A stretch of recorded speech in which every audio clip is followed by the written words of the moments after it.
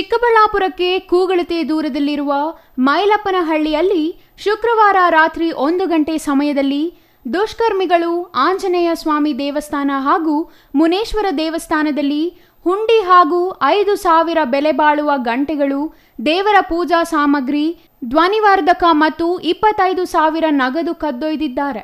ಎಂದಿನಂತೆ ಬೆಳಗ್ಗೆ ದೇವಸ್ಥಾನದ ಬಳಿ ನರಸಿಂಹಪ್ಪ ಬಂದು ನೋಡಿದಾಗ ಬಾಗಿಲನ್ನು ಕಬ್ಬಿಣದ ರಾಡ್ನಿಂದ ಮುರಿದು ಒಳಗಡೆ ನುಗ್ಗಿ ದೇವಸ್ಥಾನದಲ್ಲಿರುವ ಗಂಟೆಗಳು ಹಾಗೂ ಹುಂಡಿಯಲ್ಲಿರುವ ಹಣವನ್ನು ಕದ್ದಿದ್ದಾರೆ.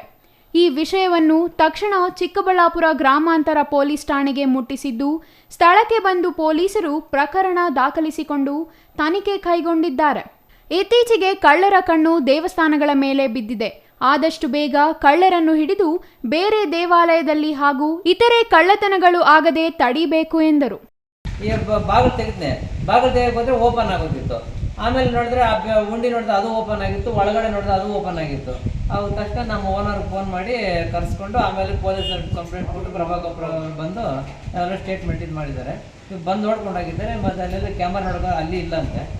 ಸರಿ, ಮತ್ತೆ ಏನು ಹೇಳಲಿಲ್ಲ ಅಷ್ಟೇ.